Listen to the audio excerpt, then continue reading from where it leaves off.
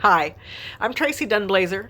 I am the president of Go Tracee Publishing, and I'm also the author of the Demon Slayer's Handbook series, of which Conquer Your Karmic Relationships is the third in the series. It's a wonderful nonfiction series that addresses difficult topics in life.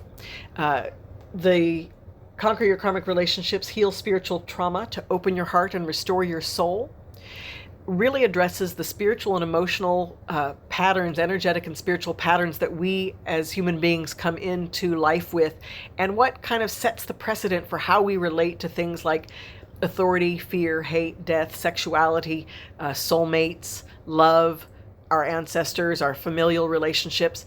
It addresses our relationships on every level that we have them. This book is an amazing book for an adaptation for television and movies. There are 5 parables that address ancient cultures and how they related and where we've come. It makes a commentary on where we've come to be in our society today. So the first book, Master Your Inner World, of the series is already in Spanish.